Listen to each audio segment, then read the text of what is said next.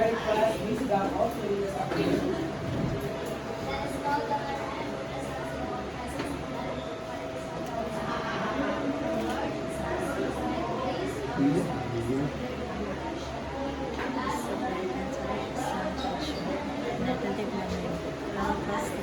Patiently and orderly according to the divine for the greater good that you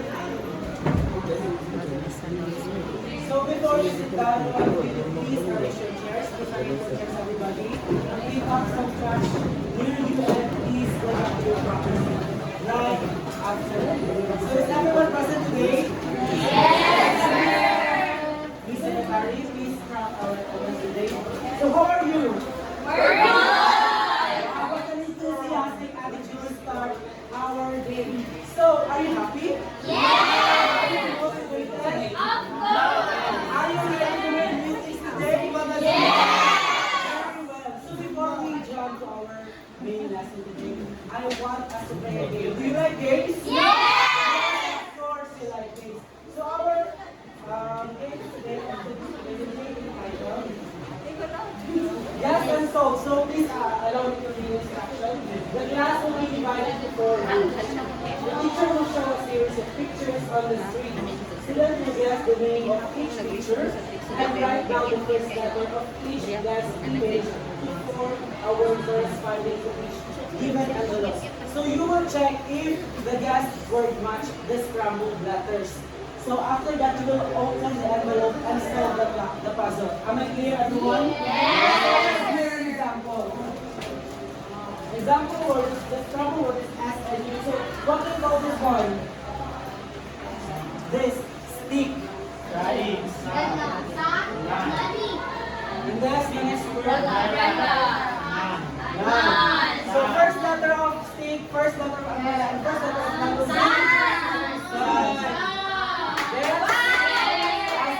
So I will divide the group and the class into 4. So in the group 1, this was group 2.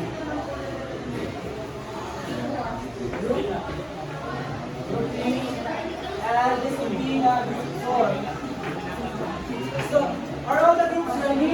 Yeah. Okay. Look at your groups now.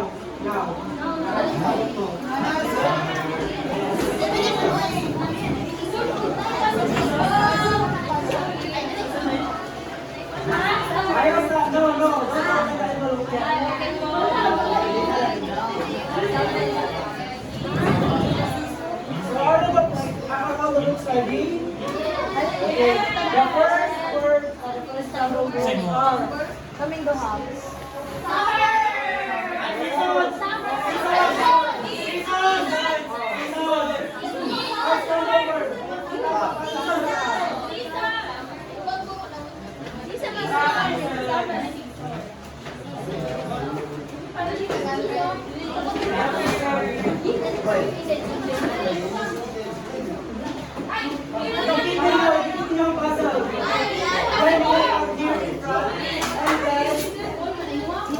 Ito ang pinakaunang mahalo.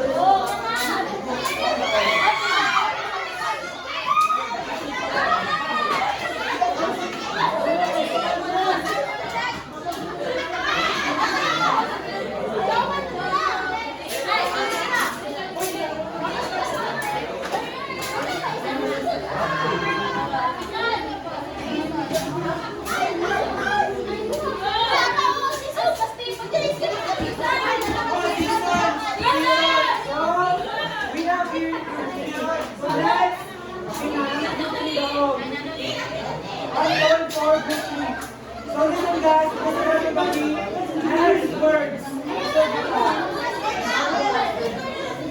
Okay, next word.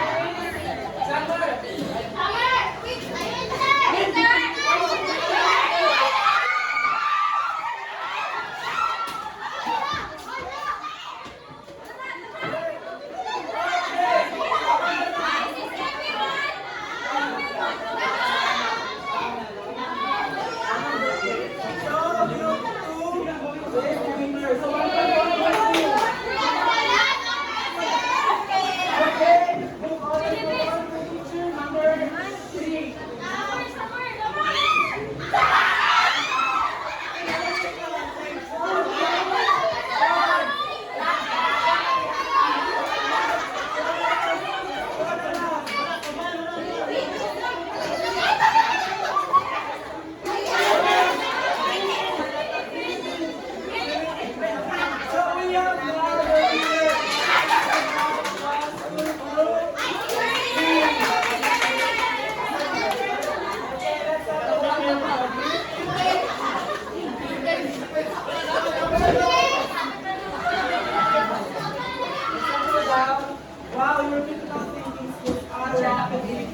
So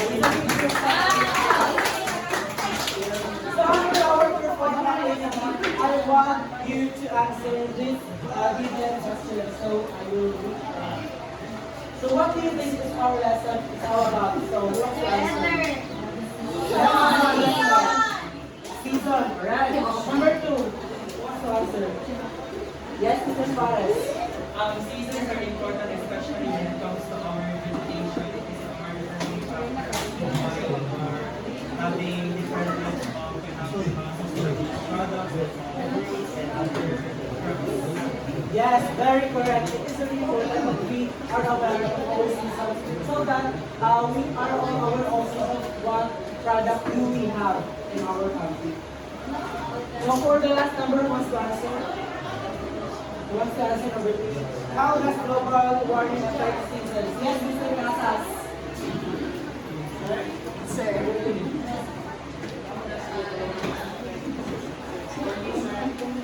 It changes the weather patterns, the days, the weather and the season how it's moving at different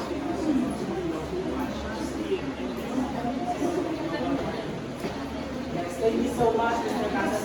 That is indeed correct. So it is really important that we humans are aware that we are slowly ruining our weather patterns. So our lesson for today is season in the Philippines, relation of season to the position of the sun in the sky. So we have here our learning objectives. Please read everybody. At the end of the session, the students should be able to identify the factors that cause the change in seasons, recognize the effects of human activities to the changing seasons in the country, create a model of the earth and the sun using styrofoam and hard materials. So before we formally start our discussion, I want us to have another activity. I know guys, most of you likes role playing. So yeah. Yes, sir. Yes, it is. So allow me to read instruction once again. Instruction with the same group. The teacher will provide the students with printed information about first, what are the axis, revolution, and rotation? Why do seasons change? And third, what is the relationship between the distance of the sun and the seasons? Why does the Philippines only have two seasons? Each group will present the provided information in drama, newscasting, advertisement, and variety show.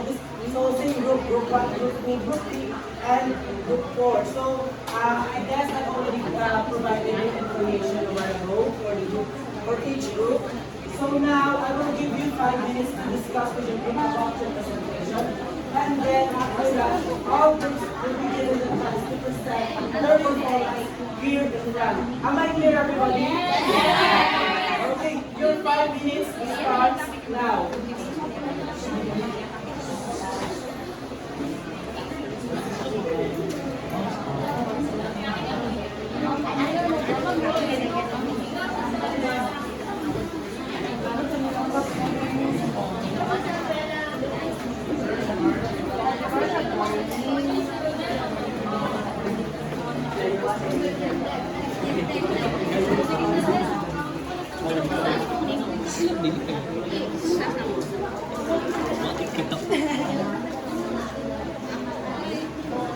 Buwan ito pa ito.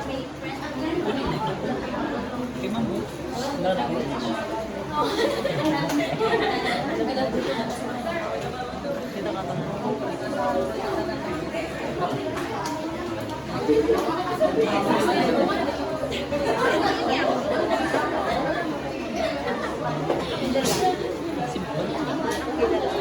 So are all the groups ready?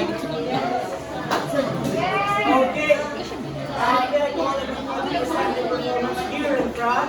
Okay, thank you, group 1. May I call the group 2?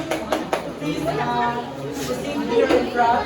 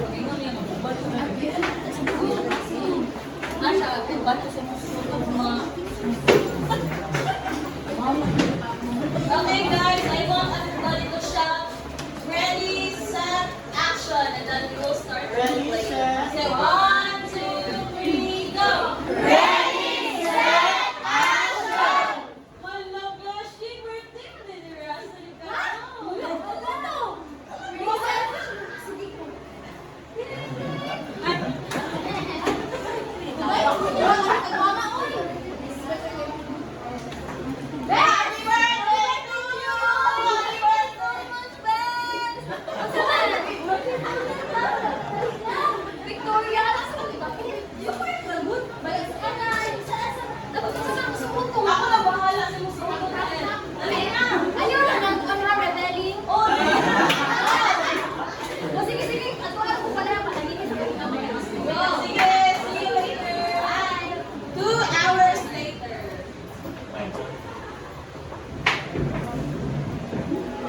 Happy birthday, Kurt! Happy birthday! Ayun! Chicken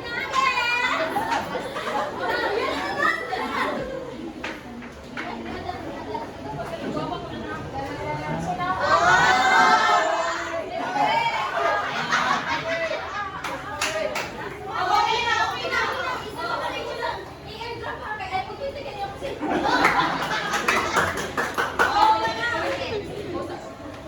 Happy birthday to me, 2 plus 1. Hindi siguro kasi sa confirmation. Kunti sa invitation? Yes. Alam ko na mabili ko yun. Sige sa rotation. Sige na iba.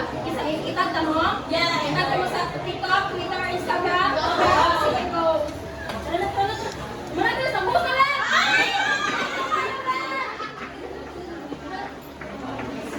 Ano na mga ang beshi? Uy, hindi na ako sa subject sa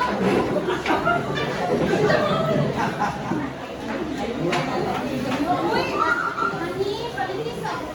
Lala, oy. Lala, oy. Paris na palitis sa tinilay? Ay, paris din naman. Kulong ko natin. Mag-order mo lang. Ano kayo tayo? Wala, Diyos ko. Gusto manin. Dukay-dukay na lang ako natulog. Ay, ko na sa akong Jackie. Oy, patakaramit ko. Wala siya, pwede ko. Second rotation.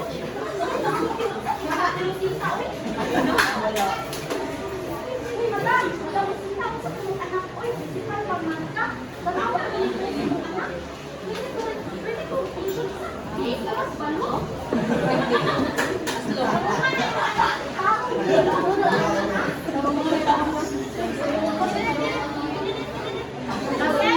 Hello, yes ma'am. Good afternoon po. It's my birthday po. Ang tikas taro. 22 revolution. Hindi ako siya kapatid mo. Nakakakutin kami.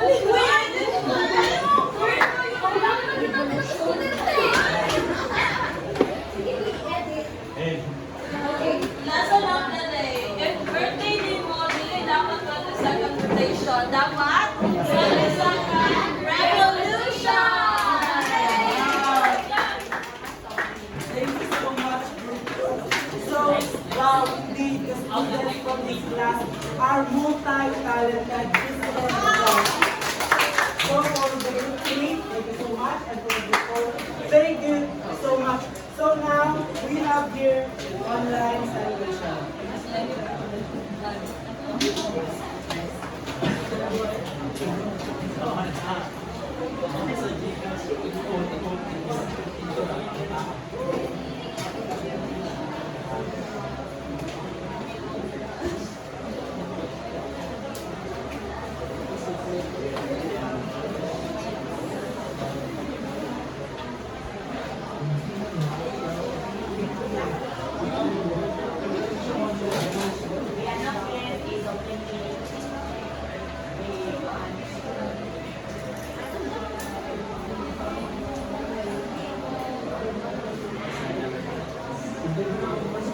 So now we have here online simulation.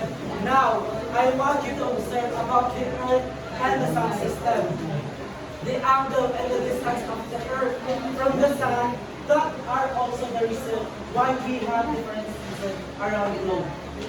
So, I will give you 5 minutes to observe because later on, I will also divide the class into two.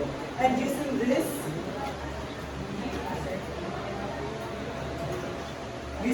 as your Earth, you will make your own model. Using this as your Earth, and I will allow you to use your phone as your flashlight because it will serve as the sun.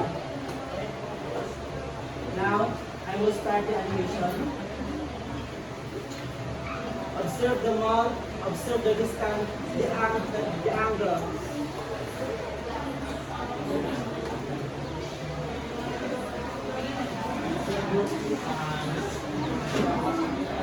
So we look at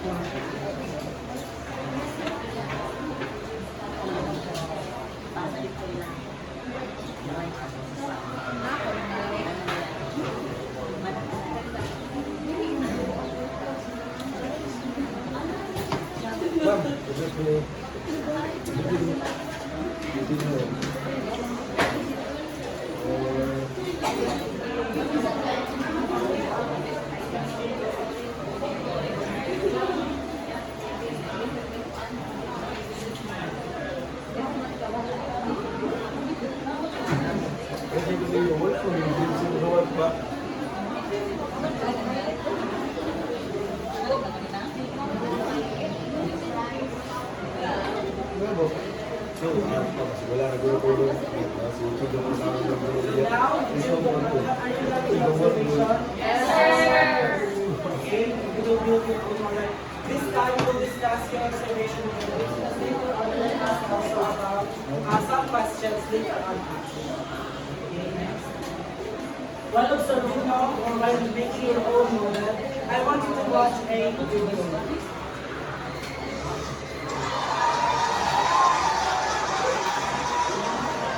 In the midst of the vast number of stars and galaxies, there is a tiny blue dot. It is our home, the planet Earth. The Earth is the third planet from the Sun, and for now, the only known place that has life. The Earth rotates on its axis. That is why we see day change to night. This axis is tilted and is always pointed in one direction, towards Polaris. Because of this tilt, the Earth positions its sides toward the Sun differently in each season. When solar rays fall straight, it gets hotter and summer comes. If the rays fall at an angle, the heat is lower and winter comes. Significant areas of our planet are covered with oceans. The largest of them is the Pacific Ocean, and it is bigger than all the continents combined. The Earth is inhabited by millions of species, underwater, on the ground, and in the air, and they are all connected with each other. Our home is a fragile organism, and we should treat it very carefully. Okay?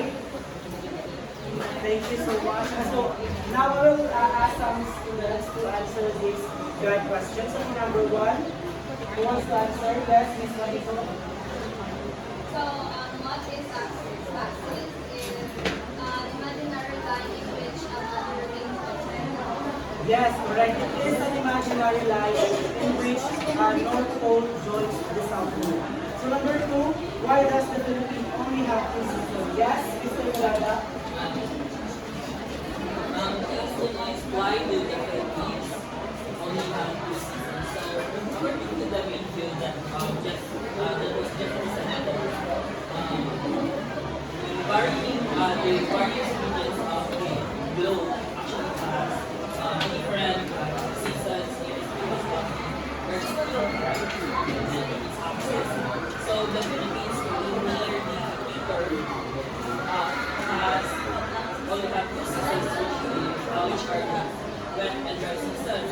And it is because of the geographical location, which is near the equator, right? So, the characteristic of the dry season is it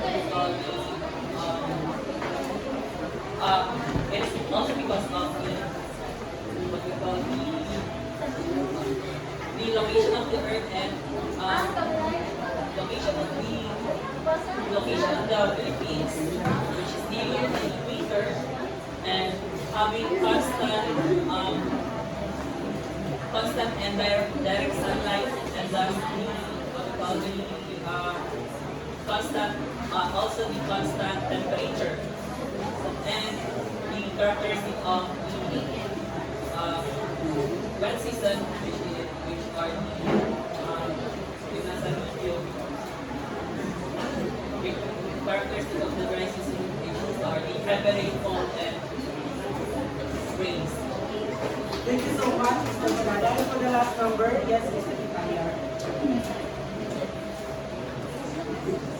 So based on the models that we have crafted or that we have gathered, explain why there are different seasons worldwide and what do you think are the factors behind it?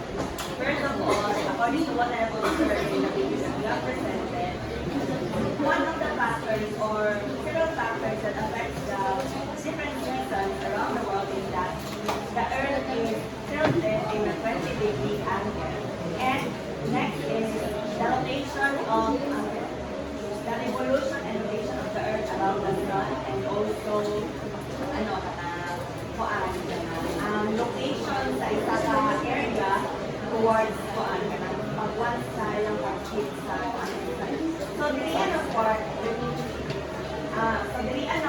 when kanina factor is kuan ninyo, ma-observahan ninyo, ma-different ang season sa mga areas because kanang may uban area na ma-located sa kanang kuan, dili kasi na season natin, may uban area na kuan, ganun directly na ma-ikot sila sa sun. For instances, those areas na mga tropical, kuan, kanang tropical line, for example, we have only three seasons, the kuan, the dry season, the rainy season, and itong kuan,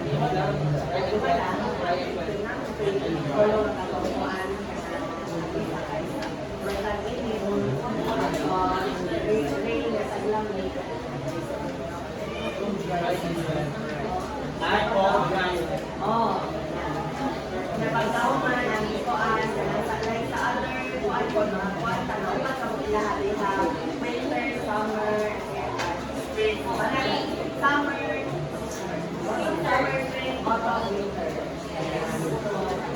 Yes, thank you so much everyone. All of your answers are indeed correct. So let's begin our lesson today. Axis. All of the planets in our solar system rotate on its own axis. So what is axis? Axis is the imaginary line joining North Pole to the South Pole. So our Earth is tilted 23 degrees angle. That is also said by Mr. Kitaliar, that is correct. And that the direction of the axis is always pointed to one direction. It is the Polaris. So this 23 degrees axial tilt is the main reason, again, it is the main reason why we have different seasons. So we will count out that later. Next. Revolution. So revolution and rotation has been a confusion to some people. So, what is revolution? What are the differences? Revolutions mean pag-ikot ng mga planets around the sun. So, one complete revolution is equivalent to 365.2425 days or 1 year. So, when we say revolution, it is the movement of the planet around our sun. So when we say that you are 22 revolution, it means that you are 22 years old, not 22 rotations. Now, habang katuyok ang planets around our sun, the planet is also rotating on its own. So meaning this is the sun, this is the planet. Habang katuyok na siya around the sun, it is also rotating on its own. That is rotation. Rotation means rotation is important in a way that it gives us 24 hours, meaning it gives us night and day. Next. Orbit. An orbit is the path followed by an object as it revolves around another object in space due to gravity. And the Earth orbits the Sun in an elliptical path. What is elliptical? Elliptical means not perfect circles, slightly elongated. So our Earth, from everyone's information, our Earth is traveling in non-constant matter. What is non-constant matter, sir? It means that there are some points that Earth is farthest from the Sun, and there are also points that Earth is closest to the Sun. So when we say na farthest ba, sir, is colder, or pag doon ba, sir, ang Earth sa Sun, it is warmer. So, next we will find out. As you can observe, kung naranjig mo yung talent ng pananaw, as you can see in the images, this is summer and this is winter. If you can see that summer is more farther, the Earth is more farther from the Sun kaysa sa winter. So, sir, naman mga summer mga layo mo ng Earth sa Sun. So, here is the explanation. When the Earth is farthest from the Sun, the solar energy received by the planet is directly absorbed by our planet Earth. That is why when Earth is farthest from the Sun, it is summer. opposite when we have winter. So, when the earth is closest to the sun, it is winter. In what way? What is the logical explanation about this? When the earth is closest to the sun, the angle of the solar energy is fallen. Meaning from direct, this is our planet, this is direct. From direct, it is fallen. That is why, despite of the distance of the sun, it is still winter. The season is still colder. Get a on this with everyone? Yes, sir. Okay. So what is season? Can you read everybody? A season is a division of the year characterized by specific weather patterns and daylight hours. The four main seasons are spring, summer, autumn, and winter. Okay. When we say about season, it is the division of year in which characterized by the changes in weather, the ecology, and the hours of daylight. So, here in the Philippines, we only have 3 seasons. Why 3 seasons here? First is the dry season, tag-init, from December to May, characterized by hot and dry weather. Second, wet season or tag-ulan, from June to November, marked by frequent rainfall and typhoons. And the cool, dry season or taglamig, from December to February, when temperatures are cooler and relatively less rainfall occurs. So how human activities affect season? So this way, everybody. Human activities like burning fossil fuels and deforestation, releasing greenhouse gases, leading to climate change. This alters weather patterns, disrupting seasonal cycles, and causing shifts in temperature and precipitation globally. So human activities really influence the weather patterns, the climate that we are now experiencing. So as a human, we should also protect our nature. That gave us the opportunity to see beautiful aspect of our planet through seasons. So I have here a simple quote coming from Simone Nego. So I will read it. As the season change, so do we. Each phase brings its own lessons, reminding us of the ever-evolving journey of life. So is everyone understand my lesson today? Yes, sir. Okay, I am glad to hear that. So before we end our class, actually, there are 5 questions. So what season it is when the sun is farthest from the earth? Our classes. Yes, Ms. Idalia. So we have said earlier, sir, that the sun is farthest from the earth if the season wherein sun is farthest from the earth is summer and the closest is winter season. Yes, Miss Idalia really listens to our lesson today. Very good, Miss Idalia. For number 2, who wants to answer? Yes, Miss Patty.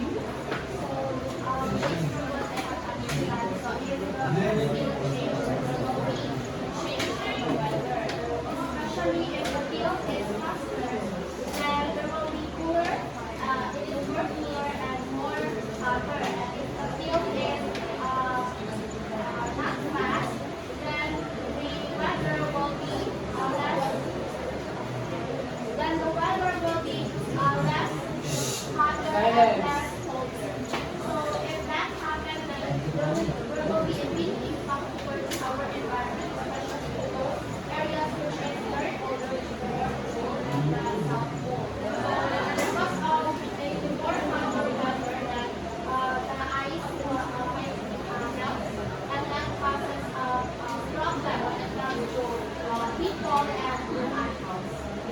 Yes, that is very good. So dako siya trabaho until na hindi siya sobra as well as hindi po siya kulang.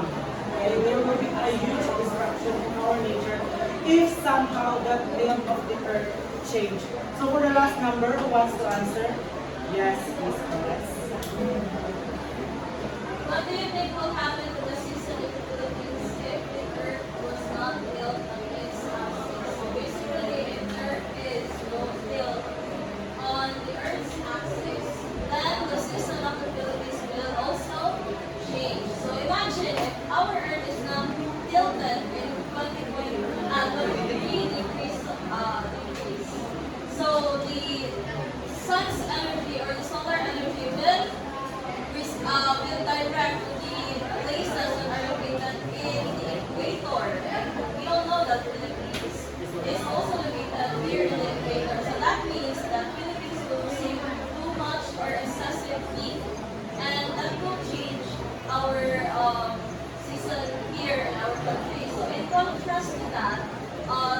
locations or the countries that are located in the North Pole or the South Pole also receive less solar energy that will cause them destruction also with the season that they live. Yes, thank you so much, Miss Rachel. All of your answers are correct, indeed correct. So you really listened well to our lesson today. So now I want you to get one half crosswise because you will write your reflection paper about what you have learned, the misconceptions that you have learned today. And I will give you 5 minutes to write it and then you will pass it in front. So I will collect it, I will check it later. Are my instructions clear? Yes. Okay, so your 5 minutes starts now.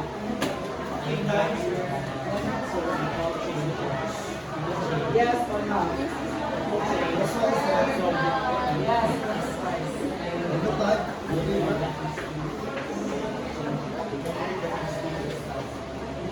so thank you everybody. So before we end our class, I want you to write your assignment. So student musician is not a specific seasonal event that occurs in the Philippines. They can present information on events, characteristics, cultural significance, and potential impact on various aspects of life. So you will pass this one next week on our meeting. So is our instruction clear? Yes. Well, that is our lesson today. Thank you so much, everybody.